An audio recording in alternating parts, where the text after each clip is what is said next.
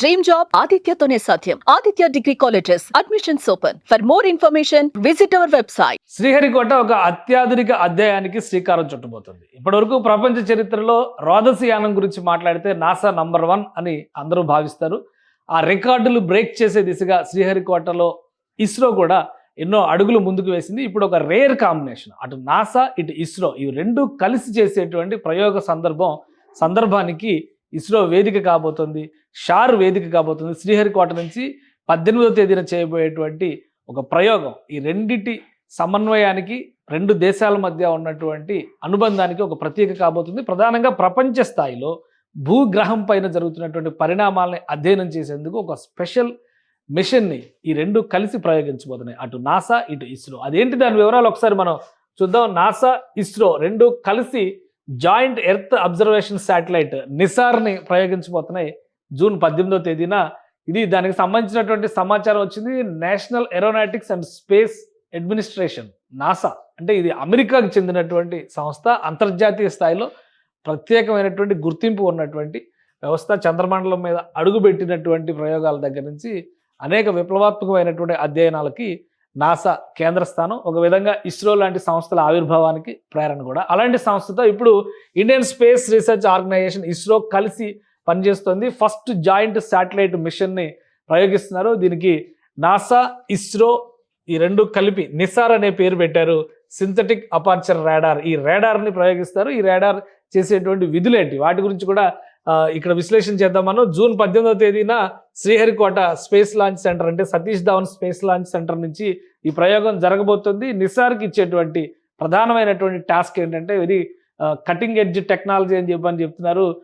Earth observation satellite equipped with advanced radar imaging technology design to monitor changes in earth's surface and unprecedented precision. So వీటిపైన ప్రయోగాలు చేయడానికి భూమికి సంబంధించినటువంటి, భూగర్భానికి సంబంధించి, భూమి ఉపరితలానికి సంబంధించినటువంటి పరిణామాలపైన ఈ ప్రయోగాలన్నీ కూడా ఉంటాయి. దీని పరిణామాలపైన అధ్యయనం చేసేటువంటి ఒక మిషన్గా దీన్ని డిసైడ్ చేశారు. దీనిలో ఎకోసిస్టమ్స్, న్యాచురల్ హజార్డ్స్, అలానే sea level rise, ground water levels, glaciers అంటే హిమనీ నదాలు అంటాం మన తెలుగులో, వాటికి సంబంధించినటువంటి status, all vital to understanding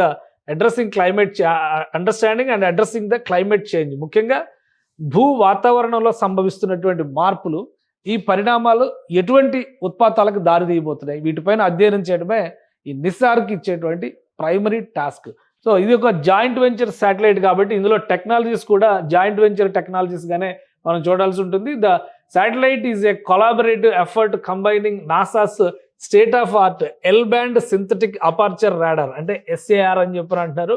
so దాంతోపాటు ఇస్రోస్ S బ్యాండ్ రాడార్, ఈ రెండు రాడార్ని కలిపి ఒక కాంబినేషన్ శాటిలైట్గా దీన్ని తయారు చేశారు. This dual frequency capability will allow scientist to observe changes in the earth's surface down to centimetres, offering valuable insights into dynamic process such as earthquakes, volcanic eruptions and ice sheet collapse. So 3 రకాలైనటువంటి ప్రయోగాలు అనమాట. సముద్ర మట్టాలు పెరగడానికి గల కారణాలు, అలానే ధ్రువ ప్రాంతాల్లో మంచు గడ్డలు కరిగిపోవడానికి ఉన్నటువంటి కారణాలు, అగ్నిపర్వతాలు పేలడానికి జరిగేటువంటి పరిణామాలు, వీటన్నిటిపైన ఇది అధ్యయనం చేస్తుంది. ఇది ఒక హిస్టారిక్ పార్ట్నర్షిప్గా మిగులుతుంది. ఇప్పటి వరకు ఇస్రో చేసినటువంటి అనేక ప్రయోగాలు చిన్న చిన్న దేశాలకి సంబంధించినటువంటి శాటిలైట్స్ ప్రయోగించడం, అలానే యూరోపియన్ కంట్రీస్కి సంబంధించినటువంటి శాటిలైట్స్ని అతి తక్కువ ఖర్చుతో లాంచ్ చేయడం అనేది కూడా జరుగుతూ వచ్చింది. ఇప్పుడు నాసాతో కలిసి మొదటిసారిగా ఇది ప్రపంచ మానవాళికి మేలు చేసేటువంటి ఒక ప్రత్యేకమైన ప్రయోగంగా మనం చూడాల్సి ఉంటుంది. ఈ శాటిలైట్ని భూకక్షలోకి ప్రవేశపెట్టిన తర్వాత భూగ్రహం పైన జరిగేటువంటి, ఉపరితలం పైన జరిగేటువంటి పరిణామాలు, భూగర్భంలో జరిగేటువంటి పరిణామాలు, ఈ రెండింటిపైన కూడా సమగ్రమైనటువంటి అధ్యయనం చేస్తాయి. ప్రతి 12 రోజులకి ఒకసారి వీటికి సంబంధించినటువంటి డేటా షీట్స్ని ఈ శాటిలైట్ భూకేంద్రంలో ఉన్నటువంటి రిమోట్ సెన్సింగ్ సెంటర్స్కి పంపిస్తుంది. అటు నాసా ఇటు ఇస్రో ఇవి జాయింట్గా కూడా యాక్సెస్ చేసేటువంటి అవకాశం ఉంటుంది. సో ప్రపంచ మానవాళికి ఉపయోగపడేటువంటి ఒక అద్భుత ప్రయోగంగా దీన్ని నాసా ఇస్రో చెప్తున్నాయి. సో ఒక కొత్త అధ్యాయానికి తొలి అడుగుగా నిసార్ ప్రయోగాన్ని మనం చూడొచ్చు. 18వ తేదీన దీనికి సంబంధించినటువంటి కౌంట్డౌన్ ప్రక్రియ ప్రారంభమవుతుంది. సక్సెస్ఫుల్గా ఈ ఉపగ్రహాన్ని భూకక్షలో ప్రవేశపెట్టిన తర్వాత భూమికి సంబంధించినటువంటి పరిణామాలపైన అధ్యయనం చేసేందుకు మరింత వెసులుబాటు వస్తుందని శాస్త్రవేత్తలు విశ్వసిస్తున్నారు. సుమన్ టీవీలో మీ పర్సనల్ అండ్ బిజినెస్ ప్రమోషన్స్ కోసం కింది నెంబర్కి కాంటాక్ట్ చేయండి.